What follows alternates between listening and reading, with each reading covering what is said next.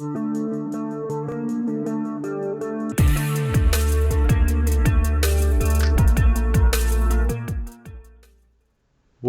everybody, to Black and Gold Weekly, a weekly Boston Bruins show here on YouTube. I am your host, John. This is brought to you by Black and Gold Productions. And we've got another week of Boston Bruins hockey to talk about. As you can see, Danny is back joining me again to talk the Bruins this week. Danny, it's great to have you on again, and we got a whole new week of action to talk about as we're closing in on the All-Star break here, and Boston's very busy January continues. Thank you for having me back on. It's been an exciting week and an exciting month of hockey, and the Bruins are certainly going to need this All-Star break coming up because they played 16 games in 31 days. You just said? Yeah, Off the air? 16 games in January. Very busy schedule for Boston. So the All-Star break's coming at a good time. Yeah, definitely happy to be here, and can't wait to get started today. Yeah, it's going to be a fun show, guys. Before we get into it, I just want to give a big thank you to Mark Allred and the entire team at Black and Gold Productions. This show would not be happening without them and their support, so big thank you to them for everything that they do and allowing this to take place. And also want to draw your attention down to the description of the video. There are 3 links down there. The top one is for Boston Bruins apparel. The second one is for NHL apparel from any team. And the third one is for NCAA college apparel. If you are in the market for any of those things, please check out those links. There's some great options available. All the usual stuff like hats and shirts, sweatshirts, jerseys, but a lot of other really cool accessories too that are all team branded. And if you're looking for anything with a team logo on it, then it would be greatly, greatly appreciated if you could check out those links in the description. But let's get into it here. Another week of Bruins action, and we'll start by looking back at these past few games, starting with the Washington Capitals, because we record this on Wednesdays. It comes out on Fridays, but going back, we had the Capitals last Thursday. And this was a big game for the Bruins because they were coming off of a horrible loss to the Carolina Hurricanes on Tuesday. And this was kind of one of those games where we really wanted to see a bounce back from the Bruins. And, well, we did. And they ended up beating a very formidable Capitals team that's having a pretty good year this year.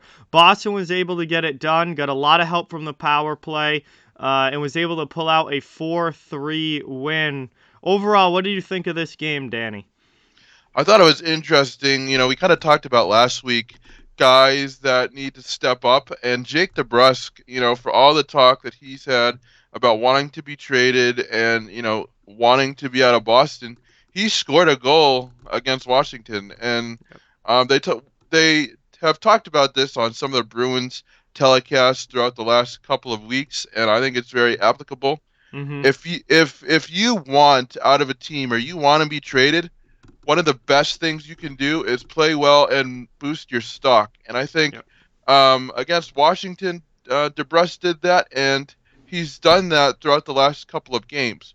So even though he doesn't want to be here, he's doing 2 things. He's A, helping the Bruins contribute, and B, boosting his stock and increasing his trade value. Yeah, he had a 2-point game in this one. He had a goal and an assist. Erik Haula also had a 2-point game with a couple of assists. And David Pastrnak netted a couple of goals in this one, the first 2 goals for the Bruins. So his very hot January continues as well. Overall, this was a pretty interesting game. It was very back and forth. Bruins ended up heavily outshooting the Capitals, 33-17. And that's an interesting stat. You don't see the Capitals get held to 17 shots very often. Ullmark did not have his best night in goal. He gave up 3, and the Caps only had 17 shots, so that wasn't a great percentage there. But Bruins were better in the faceoff dot, 55%. And the big thing here was special teams. Capitals go 0 for 4 on the power play, so the Bruins penalty kill holds strong. And the Bruins go 2 for 3 on the power play, and those power play goals end up being the difference in this game as eventually McAvoy nets the game winner with 45 seconds left on the power play. And that ended up, that special teams play ended up being a huge factor in this game. You mentioned the special teams play. It was helpful that the special teams got going because the Bruins actually had 10 giveaways in this game to Washington 7. Mm-hmm. So oftentimes in a game you see trends where you may see a statistic that you don't like, but something else offsets that, and that's what the successful special teams for Boston did for the Bruins in this one. Yeah, absolutely.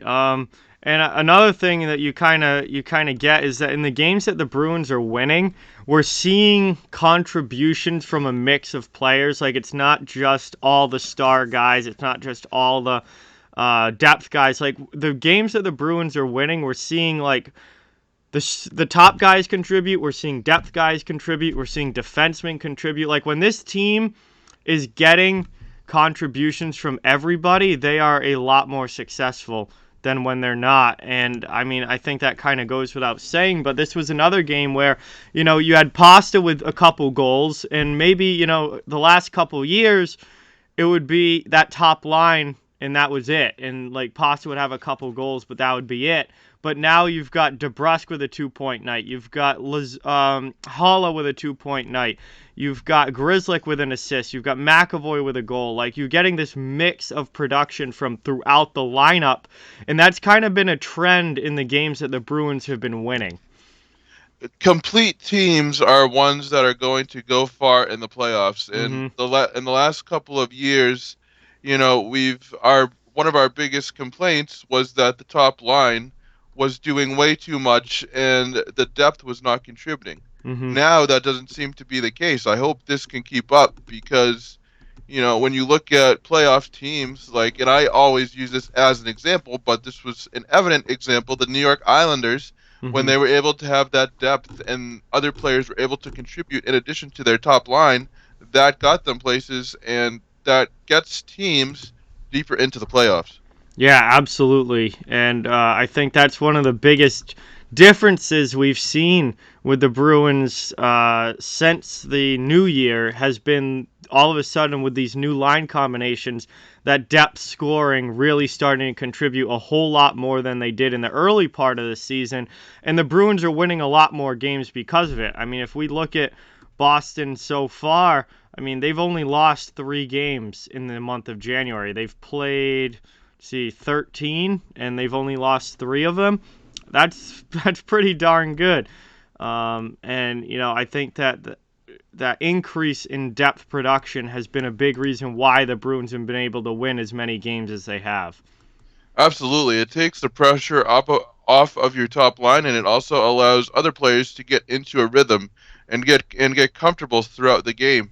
You're going to need these depth players to continue to contribute because this stretch in January where so many games were played in so many days, that's going to catch up to a certain group of players. And a lot of times I notice that it can catch up. Okay, so Pastrnak looks fatigued. Marchand is playing well. Marchand looks fatigued. Pasternak's playing well. There's always going to be some sort of fatigue factor when you play this many games. It may affect the whole team. It may affect a couple players, but that's when you need other guys to be able to step up. And I think the Bruins' depth pieces have been able to do a nice job of that. Yeah, absolutely, for sure. So Boston picks up a big 4-3 win over the Capitals on Thursday night, and that was a huge bounce-back game after the absolute debacle that was last Tuesday against Carolina. But it was good to see them rebound from that really bad loss. And we talked about, overreactions during last week's show and how one loss really isn't, the end of the world. And whether it's 2-1 or 7-1, it really doesn't matter. It's still the same one loss in the standings.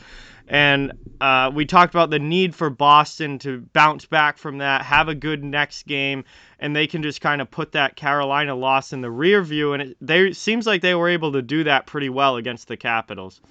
Yeah, you talked about, and we talked about this on the show last week too. Can they turn the page and, reset things? And they were Yep. able to do that. And that's why we thought that the first game after the Hurricanes loss was so important, because it Hmm. allowed them to reset and, play the hockey that we know they're capable of playing. Yeah, absolutely. And I think it was good to see the Bruins do that and good to see them pick up 2 points over the Capitals and kind of just get themselves right back on track, right back where they want to be, and back putting wins in the win column, which they've done a lot of in this month. Yeah, absolutely. And especially, and we're going to get into this a little bit later, when you look at the schedule ahead, Yep. February doesn't get any easier, so they're going to need to get as many points as possible. And I think for the most part, they've done a good job of, taking as many points as they can get. Yeah, absolutely. And that's an important thing, especially in a playoff race that's pretty tight. And while I do think that looking at the standings, I feel like the 8 teams in the East that are in the playoffs right now are probably going to be the 8 teams that make the playoffs. You're still fighting for seeding. I mean, Mm. Boston's only 3 points behind Toronto now. A month ago, Boston was miles back of the top 3 in the Atlantic. And while Tampa Bay and Florida have pretty much kind of started to pull away, although they've played a lot more games than Toronto and Boston, um, Toronto's within reach now for the Bruins. Now, Toronto does have one game in hand. They've played 38. Boston's played 39. It's still only a 3-point difference. And there's still a couple of meetings left between the Bruins and the Maple Leafs, which could end up determining who finishes third and who finishes fourth. Um, but, I guess my main point is that Boston has caught the top of the division, where a month ago they were way, way back. And this great January that they've had has really closed that gap and got them right back into being in a spot where they could potentially move up in the standings and not just have to settle for a wild card spot. It's This past month has got them back into contention, and it's also, I think, you know, allowed the players to kind of find their roles and find their groove. Mm-hmm. The Bruins have looked a lot more comfortable on the ice. Yep. The depth pieces are really starting to find, their role and where they belong. Pasta's playing great, and these are all things that we probably couldn't have said a month ago. Mm-hmm. So the Bruins are peaking at the right time. I just hope that they can, you know, continue to play well and not peak too early and then fall off, because we saw that last year Yep. around, the end of March and early April. And I'm just hoping they can stay consistent, because as we've mentioned on the show before, there's little room for error. Yeah, definitely. And Boston, once again, played Saturday afternoon. That was their next game after Washington. So there's another one that against a team that's had a pretty mediocre season in the Winnipeg Jets. This was a game that you really wanted the Bruins to win and take, and they did. And it wasn't easy. It was a close game. It was a very hard-fought game all the way through. There was a couple of fights. It was a real, one of those afternoon games where you really had to make sure that you were ready to play. And Mm. Boston, though, was able to pull it out with a 3-2 win.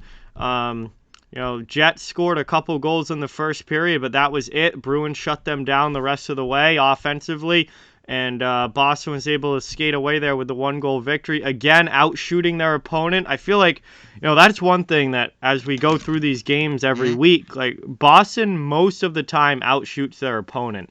And this was another one where they had 32 shots. Winnipeg only had 24. They won in the faceoff dot, 52%. And once again, special teams playing a huge role in this game.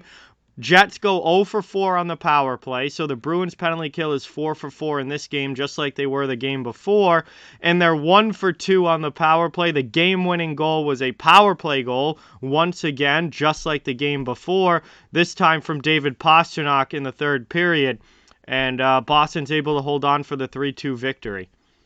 And in addition to the Pastrnak goal, there was one play in particular that I thought was notable, and that was the Oscar Steen goal. Yep. And that was notable to me for a couple of reasons. For one, and we kind of just talked about this, but Jake DeBrusk was able to get the assist, Yep. and Steen was able to get the goal. We just talked about, you know, DeBrusk in the process of playing for the Bruins right now is increasing his trade value. And then on the other side with Steen, we've always talked about depth players stepping up. We just talked about it. And that was yet another instance of, a player not named Pastrnak, Marchand, or Bergeron doing what he can to contribute. So through this, Coach Cassidy and the coaching staff, I think, have done a nice job of putting players in the best position to succeed, and Saturday was proof of that. Yeah, DeBrusk gets another point there. Pastrnak gets another goal. He's scoring at an unreal rate right now. Steen gets a goal. Marchand gets an assist. Coyle has a 2-point game. He's actually the only Bruin with a multi-point game in this one. He has a goal and an assist. And, again, we're seeing that mix. We're seeing that production from guys throughout the lineup. We're seeing third-line guys. We're seeing first-line guys. Couple defensemen pick up assists. Derek Forbert and Matt Grzelcyk both grab assists in this one. So, again, in these games that the Bruins are winning, we're seeing a lot of the production being spread out among different lines, different players, depth guys, top guys. And again, that's been such a positive sign this month for the Bruins, is that they're getting that production from all throughout their lineup. And I'm really happy to see Charlie Coyle continue to play well. We talked about him a lot, especially in the off-season shows, as a guy that needs to step up. Yeah. He's not going to put up a ton of points, I don't think, but he is involved in the play, and he's really, starting to find his role on this team as well. We know what he can do. Last year, it was a question of lack of production. This year, he has been able to kind of, reset and fill his role for the Bruins. He has 18 points, and it's been really encouraging to see him sort of find his footing. Yeah, he's definitely having a much better year than last year. There's no doubt about that. I mean, last year was just, a real kind of disaster for Charlie Coyle. And, it came out after the season that he was basically playing the whole year on a bad knee. So we kind of gave him a little, not a pass, but the benefit of the doubt there because he was playing injured. And that, that wasn't what Charlie Coyle was going to be long term. He's got 18 points so far this year. I mean, with the contract that he's on, you'd probably like to see a little bit more point production.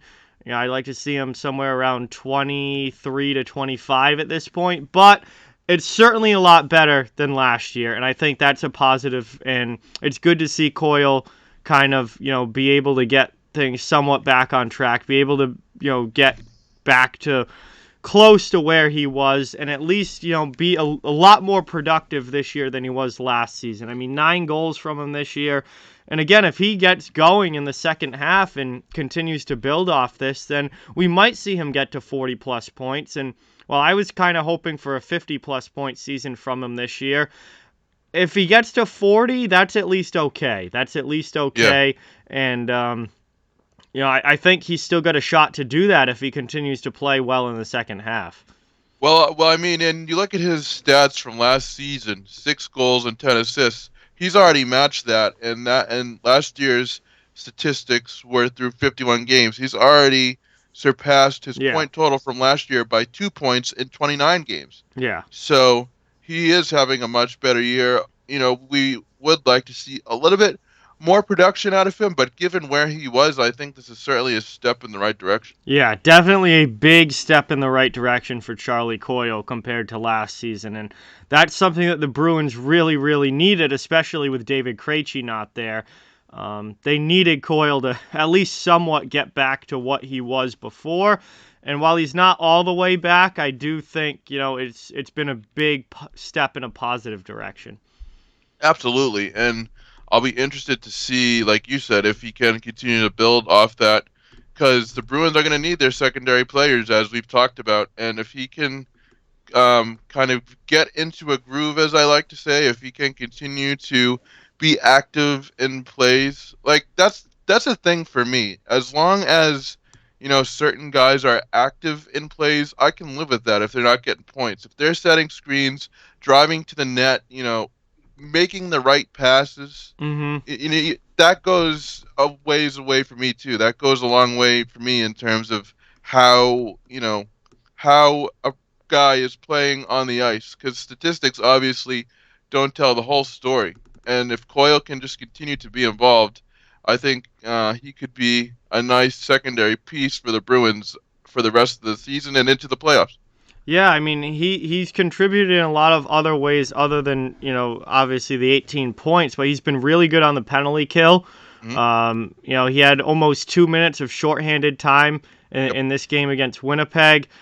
He had 4 hits in the game, which you don't really think of Charlie Coyle as a bruiser. He's not really normally an overly physical player, but he had 4 hits in this game. He had a blocked shot. He had 3 shots on goal.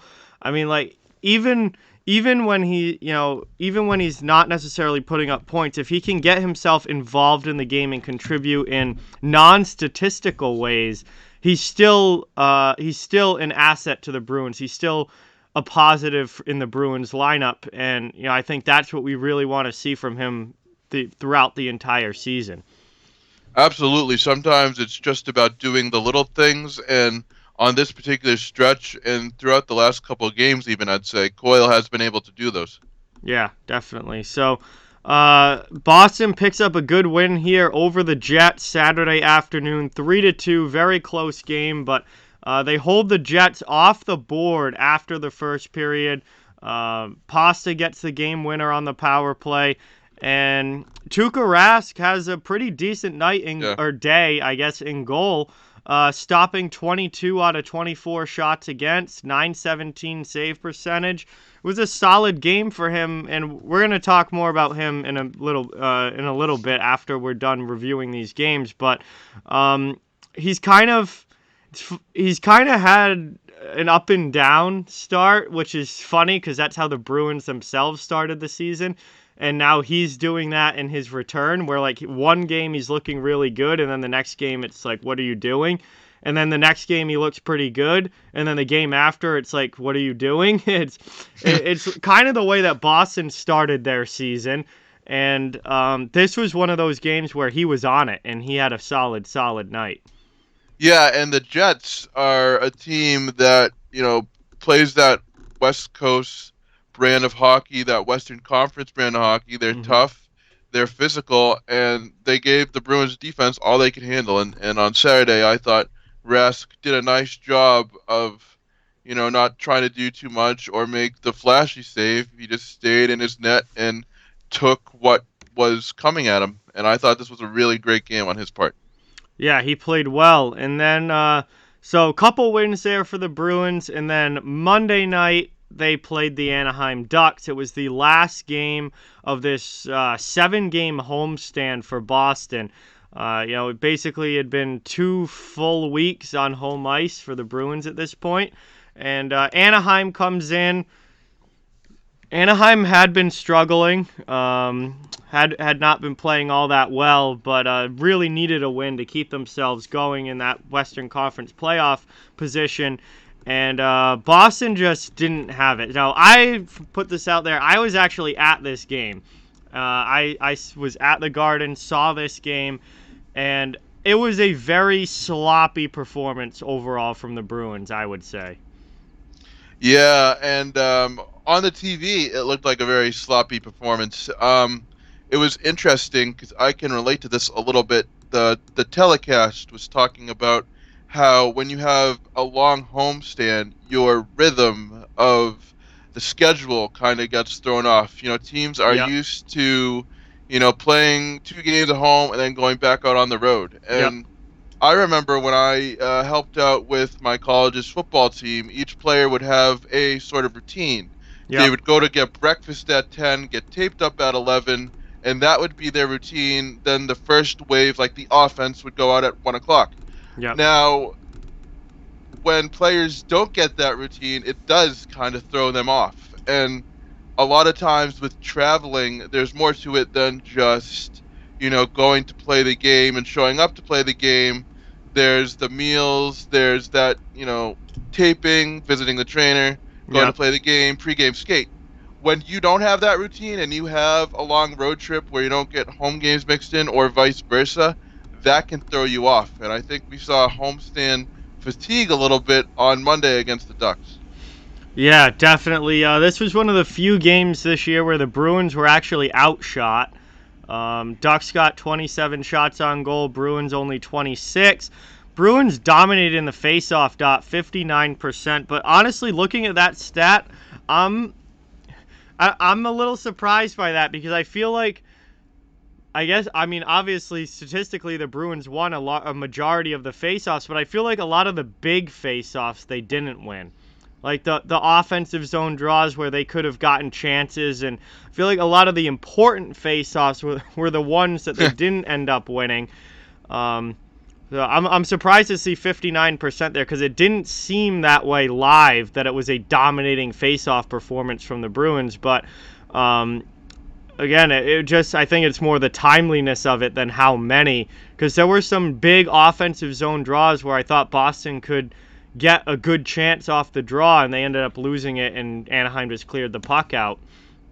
Power play for the Ducks was 1 for 3. Power play for the Bruins was 1 for 2. There weren't that many power play chances in this game.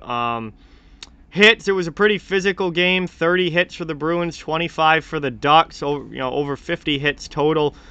Blocked shots. This was, again, I didn't really notice this until looking at the stats right here.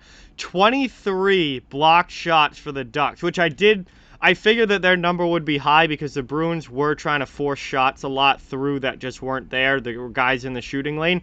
But only 3 blocked shots for the Bruins. So Anaheim had 20 more blocked shots than the Bruins. That is something that needs to be better.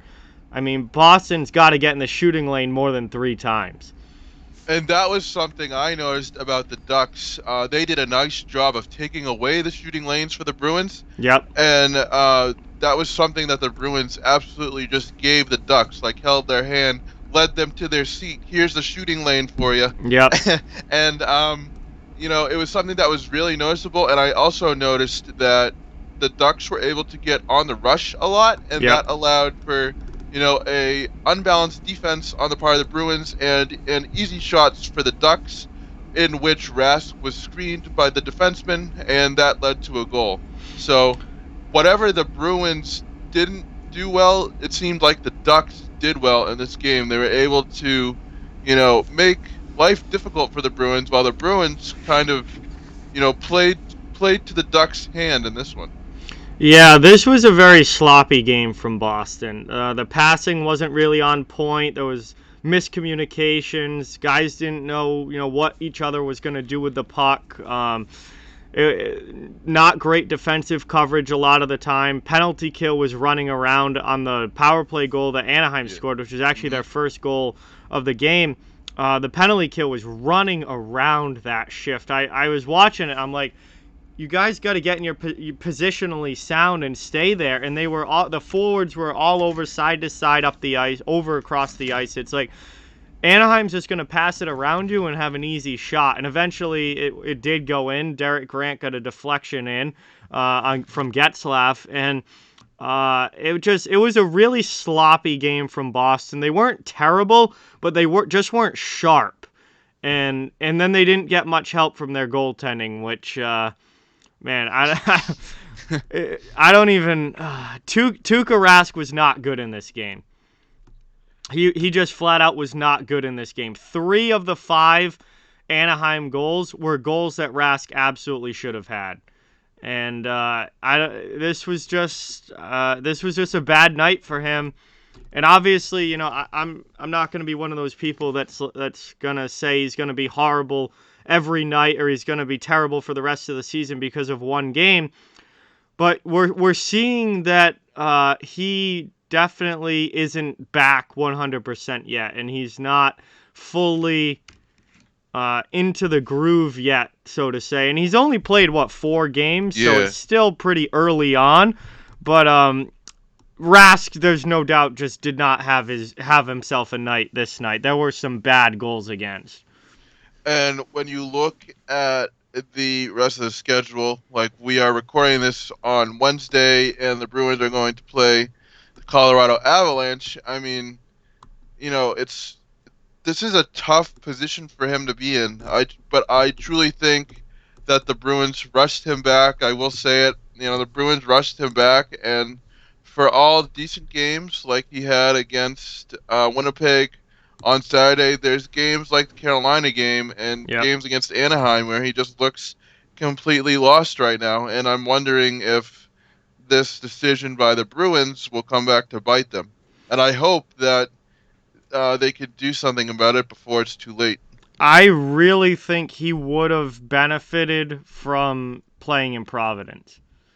Yeah, without a doubt. He signed that PTO. He was supposed to play a couple games in Providence just trying to get back into the groove a little bit. And him missing those games and them not happening, I think Boston should have waited, and he should have played at least a couple games in Providence before coming back to Boston, because he really could have used that.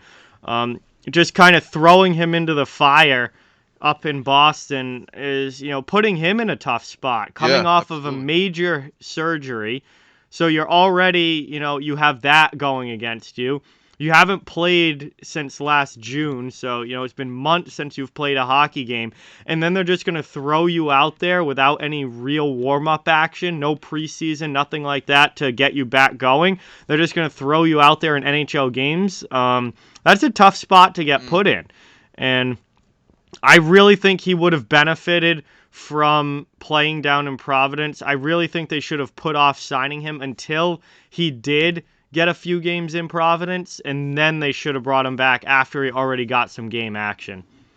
The Bruins did not manage this goaltending situation correctly, and now they're going to have to live with the results. Hopefully, like I said, Rask can play better, and they can kind of fix whatever's going on, because it is not just about the fact that people like me say that he's not clutch or whatever, but it's not even about that. It's about the fact that he's still kind of warming up, and I honestly think they should have kept him in Providence and made him play a couple games that weren't postponed. I mean, I don't think he would have, gotten worse from just being down there for a little bit longer in order to get those games. I know that pride is a factor, and I know that he wants to be with the NHL club, and I don't blame him. But I really do think that some extra games would have benefited him, and I think the Bruins should have kept him in Providence until he was able to get those games in.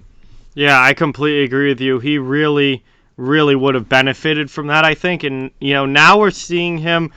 Philadelphia game, he played well. Winnipeg game, he played well. Yep. But the Carolina game, he was terrible. I mean, it wasn't all on him. Everybody was terrible in the Carolina game. And then the Anaheim game, he wasn't sharp either. So we've seen 2 good games and 2 bad games from Tuukka. And, yeah, I think it's just going to take him a little bit. Like, he needs to get back into the flow of the season, back into the flow of playing games. I just think... I don't think it's necessarily going to be like this the entire rest of the season. I just think this is those growing pains at the beginning of trying to get back to where you were, coming off of surgery, getting back into the flow of being an NHL goaltender, and trying to figure that out. And he has to do that on the fly mid-season, where, this is normally what the preseason is for. Like, your first 4 games, that's normally the preseason. So, like, he's basically played a preseason now, but he isn't into that full-on you're playing your best hockey regular season form yet, and I think it's going to be a little while until we see that. Not only that, but the schedule is tough. This is a crucial point of the season. Like, the Bruins need these points and need these wins, and Rask is not ready quite yet, of course, because he hasn't gotten enough action. Yep. And it's just like the perfect storm of, bad things happening all at once. You have the hard schedule, you have the need for points, You have the fact that Rask needs to warm up a little bit, and it's kind of just a difficult situation for everybody to be in right now. Yeah, absolutely. All of that, and the Bruins have still won 10 out of 13 games in the month of Yeah, January. we're talking like they've lost 7 in a row, but Yeah, it's not like they're dumping in the standings here and going down to last place. Like, they've won 10 out of 13 games this month, but it's definitely a tough situation for Rask to come back and be put in. And I think, we're going to see these up and down performances until he gets 7, 8, 9 games into it and really can get back focused, solidify, his body, solidify his mind into being in that, regular season form of an NHL goaltender. But nonetheless, the last 3 games, Boston won 2 out of the 3. It was a tough, sloppy game against Anaheim that wasn't a great performance, but they beat the Capitals, they beat the Jets. And they won 2 out of 3. And if you can win 2/3 of your games in the NHL, you're definitely going to be a playoff team. And I think that's, what we're seeing with the Bruins right now is that they're definitely going to be a playoff team. And I think the big question is just going to be, what can they do in the playoffs? This team to me is such a wild card because when they're on, and Yep. they look like one of the best teams in the NHL. But when they're off and cold, they look like an AHL team. So when you look at where the Bruins were a month ago, where we were even talking about will they make the playoffs, to Yep. now the fact that they are a playoff team, it's Yep. going to be like, what team are we going to get? What Pasternak are we going to get? Is he still going to be able to keep up his performance level? Yep. What are we going to see from the goaltending standpoint? What Tuukka Rask are we going to get? So this Yeah. team definitely has the talent to make some noise in the playoffs, and we'll probably talk about this on later shows. But we just don't know. This team has so many question marks around it, and yet the Bruins have won 10 out of 13 games. So, I mean, we can't really complain too much. Yeah, and I feel that way about a few of the playoff teams in the East. I think Washington is very much like that, where it's like when they're on, they're really on and they're really good, but when they're not, I mean, Washington is a very beatable team when they're not playing well. Toronto, when Toronto's playing well, I mean, yeah, they're a really good team, but when they're off and they have a bad night, they look brutal when they have a bad night. I think you even see that. I mean, you haven't seen it lately from Pittsburgh because they've been so hot the last month plus. But Pittsburgh, when they get off, is not a good-looking team when they're off. But they've happened Yeah. to be on for like almost 2 straight months now. But again, depending on what Pittsburgh team shows up in the playoffs, that's another team that's like that. So I feel like there's a few Eastern Conference teams that are kind of have that similar characteristic as the Bruins, where they feel like wild cards because if the good team shows up, they're like unbeatable. But if the bad team shows up, they're gonna be done pretty quick.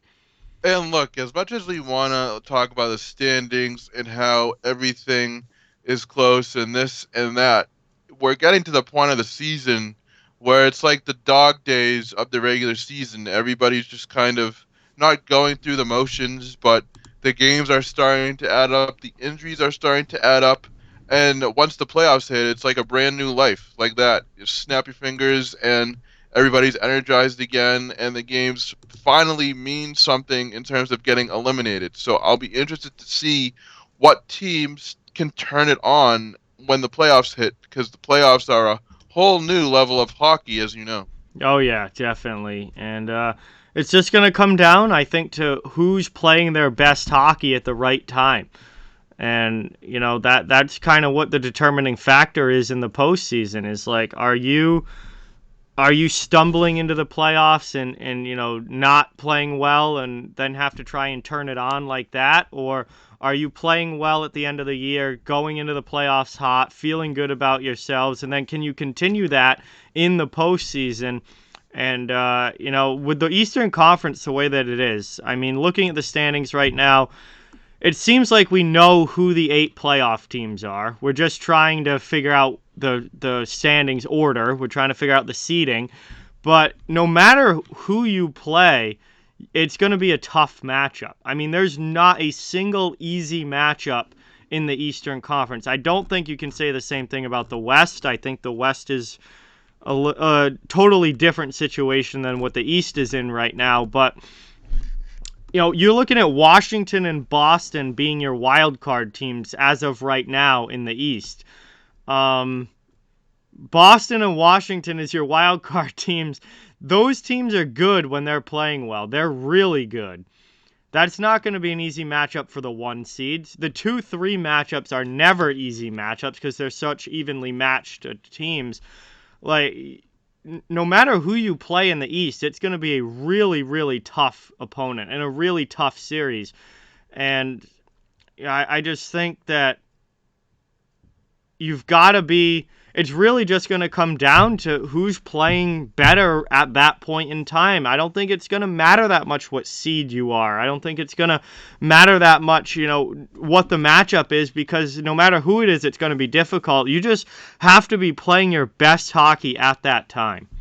It's going to make for good TV, I can tell you that. I'm excited to see all these matchups, and you mentioned there's sort of an even playing field, more so in the Eastern Conference than in the Western Conference, and you're exactly right.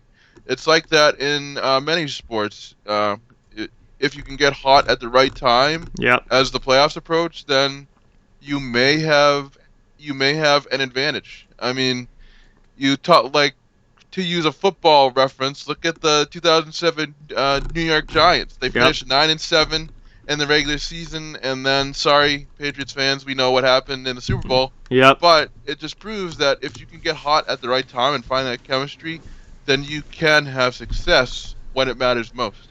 Yeah, absolutely. And I think that getting hot at the right time is going to play a big role in the NHL playoffs this year.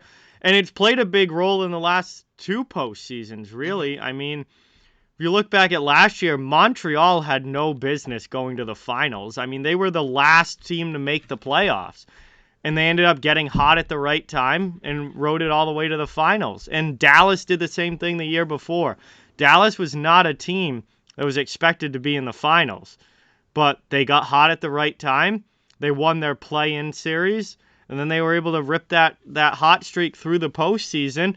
They got great goaltending, and all of a sudden, boom, they're in the finals. And I think that we very well could see something similar in this year's playoffs, where a team just gets hot at the right time, and maybe they're not the top tier elite team like a Carolina, Florida, Colorado, Vegas, someone like that. They could be a team that really wasn't expected to go this far, but they end up doing it because they got hot at the right time. It just made me think of another team as well. Do you remember the 2007 Colorado Rockies? Oh yeah. They had no business being in the playoffs, and then they won something crazy, like 22 out of like 30 games or something, as I recall. And then they were in the World Series with the Boston Red Sox. Of course, they got swept, but that's not the moral of the story here, folks. The moral of the story is that you can get hot at the right time and get on a nice little run, and then whatever happens, happens. Yeah, that 2007 Rockies team was like the baseball version of last year's Canadians. They really were. Like they had no business they honestly were close to not even being in the playoffs. They barely got in, and then all of a sudden they ripped through the postseason, came up short in the finals, but they were able to make it way further than anyone ever thought they would. And we see that in sports, and we see that in hockey quite a bit. And, I think that's why I'm a big believer. People always ask, like, who are your Stanley Cup favorites? Who do you think is a real contender and who's just a playoff team but not an actual threat for the Cup? I'm a big believer in that any team that makes the playoffs has a shot at the Cup. Because they can get hot at the right time. They pick up, maybe a couple overtime wins in that first series, and all of a sudden they're feeling a lot better about themselves. They're into the next round, and all of a sudden they just start rolling. And I'm a big believer that all you have to do is get into the playoffs, and you have a chance. Because then you start to get confidence as a team. You're like, okay, we won, the first round. Now we can contend with the big guys. You start to really believe in yourself, and you start to really buy into this win streak. And Yeah. as cliche as it sounds, that happens. Teams really start to believe in what they're doing, and that leads to success on the field, court, or ice, whatever sport it is.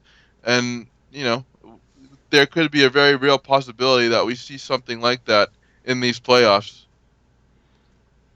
Yeah, I definitely agree with that, 100%. And I would not be surprised at all if we see some sort of fluky run from a lower seed, maybe a wild card team or a 3 seed, something like that, where all of a sudden, boom, they're in the conference final or even in the finals. And I think that's, something that, you can't count yourself out. Even the Bruins, and as much as the Bruins, I think, do have some missing pieces and some holes in the roster that I'd like to see them try and fill.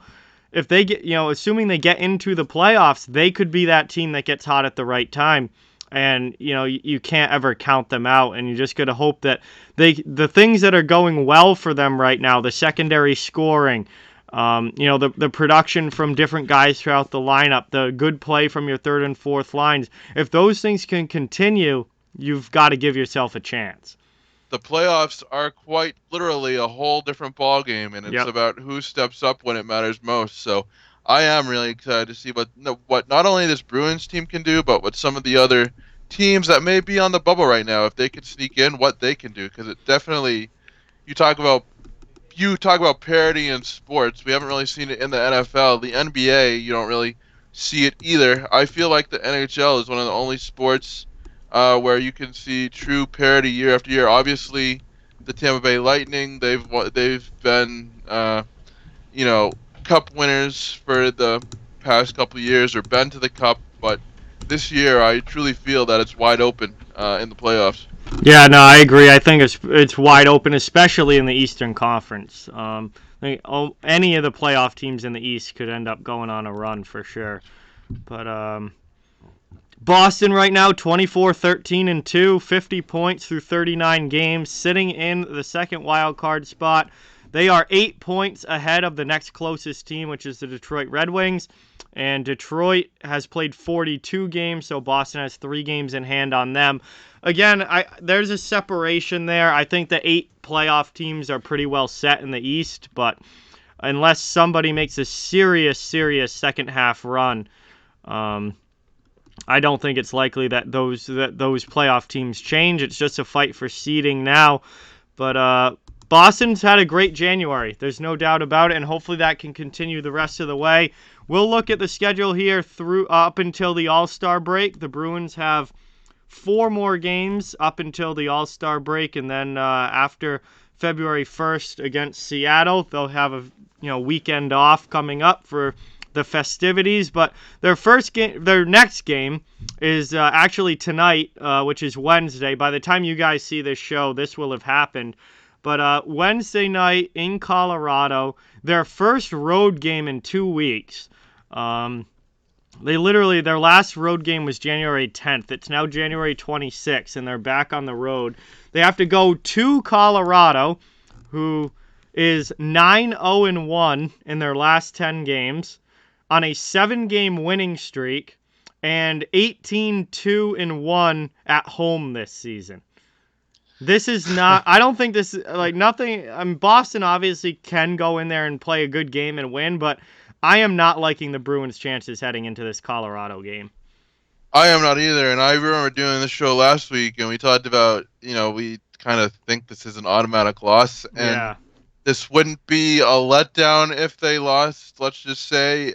This is one of those games where you just hope it doesn't get too out of hand. I mean, as a hockey fan, it's going to be exciting to watch because you don't really get to see these West Coast teams too often. So I get to see Cale Makar, former UMass star, and the firepower that the Avalanche bring to the table. Yeah. There may be an avalanche of goals on Tuukka Rask's head tonight, and as a hockey fan, it will be fun to watch. But as a Bruins fan, you're kind of just crossing this game off the schedule already and looking forward to Friday, unfortunately. Yeah, I feel like Ullmark's probably going to start tonight, And Yeah, then true. everybody, after, Tuukka didn't have a good game against Anaheim, Ullmark's going to start tonight, give up like 4 or 5 goals, and then everyone's going to be like, "Oh, Ullmark sucks too." And just start complaining about the Bruins goaltending. But yeah, Colorado, let's just say I would be very, very happy if the Bruins could somehow pull out a win in this game. I would also be very, very surprised. I am not going to be upset if the Bruins lose this game. I'm going into this game expecting them to lose. Colorado is just on another level right now. As well as the Bruins have played in January, Colorado's been even better. And Colorado's got 61 points on the season now, so they've got 11 more points than the Bruins. Colorado is a flat-out better team than the Bruins. And again, they're so dominant at home. I cannot believe that home record. 18-2-1 on home ice for the Avalanche this year. That is just absurd. And yeah, and this is not a game that I expect the Bruins to win. I just hope that they don't get blown out of the building. Do you think, and I've heard this talked about a bunch of times, but there's this thing about the air being a little bit thinner up at the mile-high city of Denver. Yeah. And do you think that plays a factor into the Avalanche's home dominance? I honestly have no idea. I feel like you'd have to ask the players, like the road players, about that. Like, is their breathing different up there? I mean, because that definitely, especially as you're skating up and down the ice, that could play a factor. I know it does in football. Yeah, like when the Denver Broncos, the away team, like they're always getting oxygen on the sidelines and stuff. Yeah. Yep. I don't know if it has the same effect in hockey or not, or if because it's indoors instead of outdoors, it's different. I don't know. That'd be a great question for opposing players. Like, does it feel different in Colorado than other arenas because that city is up in the mountains? Yeah, no, that is definitely a good question because that home record is absolutely absurd. Yeah, 18-2-1 is just ridiculous. I mean, if that's the case, then maybe the Bruins should move up to the mountains in hopes of winning a lot more home games. But yeah, go up and play up on Mount Washington or something in New Hampshire. Yeah, but no, I mean, this is going to be a tough game, whether it be the elevation or the talent. This is going to be a tough game for Boston, and like I said, this is one of those games where you kind of just look ahead. It's never good to look ahead, but you look ahead in the schedule to the next game and hope for better results. Yeah, so that next game on the schedule is Arizona on Friday night, also on the road, 9 p.m. game. Let's just say if this isn't a win for the Boston Bruins, we've got some problems because this is a game that the Bruins absolutely have to have, especially if they lose in Colorado. That will then be 2 losses in a row. They've got to get back into the win column against Arizona. And there's just absolutely no excuse to lose to this team. I mean, Arizona is the worst team in the Western Conference. They have 10 wins all season. They've lost 3 in a row as of right now. There's just no excuse for them not to win this game. And it's almost like the schedule makers are doing the Bruins a favor. Like, okay, we scheduled the Colorado Avalanche, but we're going to give you the Arizona Coyotes in the next game to maybe give you a helping hand and help you out because we know the Avalanche are going to be so difficult. Yeah, no, I agree. Like this is a nice matchup to have after having to play Colorado on the road. You then go down to Arizona, you play the Coyotes, you have to win that game. And then hopefully, you can get back into the win column, get back on track. And then they go into Dallas on Sunday night, their last game of January, 7 p.m. game against the Dallas Stars. And Dallas is playing well recently. Dallas has been an interesting team this year. Very, very streaky. Up and down. Like when they're on, they're really good and they've put some really good stretches together. But when they're off and when they're bad, it's really bad for Dallas. This is not going to be an easy game. And Dallas happens to be playing really well right now. So the Bruins did not catch them at an opportune time. No, and with this is why the game against Arizona is going to be so important. Yep. I will say that if any of you hockey fans are looking for New England connections, Clayton Keller Yep. plays for the Arizona Coyotes, and he leads them with, I think, 16 goals. I'm gonna have to maybe have you look that up, but I think I just read 16 goals, and there's also Phil Kessel, who is second on the team in points. So there are Boston connections. I personally can't believe that Phil Kessel is still playing because it seems like he's been playing since I was a young kid. Yeah. And so, uh, for a lack of intrigue, for a better word, that Friday's game brings, there will be things to follow there, Mm-hmm. and it will be a nice tune-up game for Dallas because I don't think Dallas is going to be a easy game by any means. No, and Keller's got 16 goals and 33 points this year, having a solid season in Arizona, BU product. Um, and then Dallas also. Look at these home records in the Western Conference. I don't know what it is about the West, but Dallas 14-4-1 on home ice Oof. this year. Now they're bad on the road. They're 8-12-1 on the road, but they're really good on home ice. And Dallas has moved into the second wild card spot in the Western Conference. They're in a playoff spot as of now. They weren't there just a couple days ago, and they are now. And again, another team with a massively good home record at 14-4-1. This is going to be a tough, tough game for the Bruins to close out this little 3-game road trip that they're on. Yeah, home cooking has been very kind to the Western teams as of late, and hopefully the Bruins don't find that out the hard way, but these are going to be no easy games by any means. Yeah, absolutely. And then the final game before the All-Star break, Boston comes back home and they play the Seattle Kraken February 1st, Tuesday night, on home ice. And, well, this is another one of those games like Arizona where the Bruins just have to win this game. There's no excuse to lose this game. Seattle only has 13 wins on the year. They're second to last in the Western Conference. And interesting, it's a fun game because it's the first time the Bruins have ever played Seattle. Like, there's a brand new franchise. They've never played them before. They're playing them for the first time. That's really cool. But at the end of the day, this is a game where the Bruins absolutely need the 2 points, especially say they lose the game to Colorado, they win against Arizona, they lose to Dallas. You've got to go into the All-Star break with, at least on a good note and pick up this win at home over the Kraken. I've had some bad nights with Kraken. I'm hoping the Bruins don't have any bad nights with Kraken. This this is a team that I really haven't seen too much of. But this They should play be. hard. They do play hard. They and, play really hard. They just don't have a ton of talent.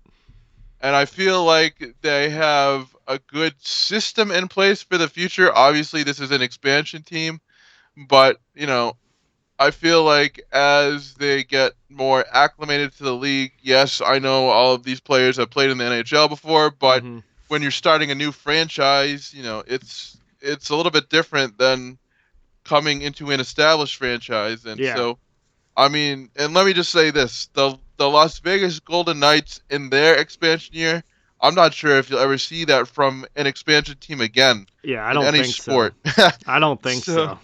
So, I mean, hopefully the Bruins can pick up a win here. I'm excited. I like their jerseys. I really do like their jerseys. And, one of my favorites, absolutely. yeah, so the Kraken definitely have a bright future, and I'm excited to see them because, like I said, I don't really see West Coast hockey a ton, so all these games have been kind of fun to watch for me.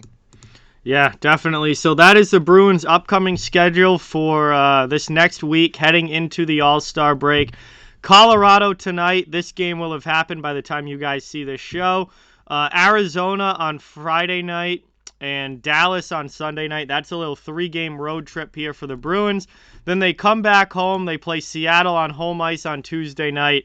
And that will be it. Wednesday, Thursday, Friday, Saturday, Sunday, and Monday off for the All-Star break. Bruins get 6 days of rest there. Obviously, Patrice Bergeron will be going to the All-Star game, so He'll get a chance to have some fun out in Vegas on not this coming weekend, the weekend after. But everybody else is going to get some much-needed rest, and then Boston's going to come back, and they'll have some of these postponed games that are now being made up during what was supposed to be the Olympic break. They've got a pretty tough schedule there as well, and then they'll be getting back into the normal schedule to finish out February, and they're on the road quite a bit more in February. But we'll talk about those games when we come back for next show and get into February and start talking about where this team will be going post All-Star break. But 4 games left until the All-Star break, and hopefully Boston. I don't know. What do you think over these next 4 games to finish out this part of the season? I'm gonna say probably 2-2, but we'll have to see what happens. I was thinking more points. I was thinking like 5 points. 5 points out of a possible 8. Yeah. I'd be happy with 5. I honestly think they're probably gonna get 4, but I'd be happy with 5 definitely. Yeah. So record-wise, what would that be? 1, 2, 1-1. 2-1. Okay. Yeah. I'd go around there 2-1-1. My predictions are always wrong, so I'm hoping. Yeah, mine too. I think they lose to Colorado. They should absolutely beat Arizona. Dallas is kind of the toss-up game. Yeah. And then Seattle, they should win that one too. So Dallas is kind of the toss-up game that's going to determine the success of this stretch, I think. This stretch, especially as they head into the All-Star break, is important because if they struggle with this stretch and then go into the All-Star break on a bit of a losing streak, then that certainly won't leave a good taste in anybody's mouth. Whereas if they finish things off the right way and win, then that gives good momentum for the team once they come back. Absolutely. So that's going to do it for episode 52 here. Bruins, just continue to roll along here in the month of January, heading into the All-Star break, trying to finish this out on a good note. They've had a great month. They've had a great start to the new year. Hopefully they're able to keep that up over the next week and a half or so, whatever's left, and then head into the All-Star break on a good note. But Danny, once again, my friend, thank you so much for coming on, talking some hockey. It was great to have you on the show. And really, really appreciate it, dude. Thank you for having me. It's always a blast. And let's hope we have some good news on the next show, some wins once we do the next show. Yeah, we'll be talking next week again. And Boston, by the time we do next week's show, Boston will be done for the All-Star break. These 4 games will be finished out. And then, we'll hit that. That's kind of a major check mark of the season. Like, that's a checkpoint, the All-Star break. Where are you at the All-Star break? It gives you a time to just kind of take a step back, evaluate everything, reflect on the season so far, and then look ahead to post-All-Star break and, what does this team need to do to continue to be successful. So we'll definitely be talking about that next week. But that's going to do it here for episode 52. Thank you guys all so much for watching. Big thank you to Mark Allred and the entire team at Black and Gold Productions. This show would not be happening without them. Please be sure to check out www.blackandgoldhockey.com to see everything that the BNG crew has out there. The podcasts, the written articles coming out every day. This show, obviously. Great place for Boston Bruins coverage and putting out great stuff each and every day throughout the week covering the Bruins. And a big thank you to everybody at BNG for all the support. Also, don't forget about the links down in the description of the video. If you're in the market for Boston Bruins apparel, NHL apparel from any team, or college apparel, it's all there. Check out those links. Great variety of products, great selection, and it would really help out a lot and is much appreciated. But thank you guys so much for watching. We'll talk to you again next week. Heading into the All-Star break, we'll have a whole new week of action to talk about, and we'll see where the Bruins are at, how these next 4 games go, and where the Bruins are at heading into the break. But that's going to do it here for this one. Thank you guys again so much. Talk to you soon, and have a great week.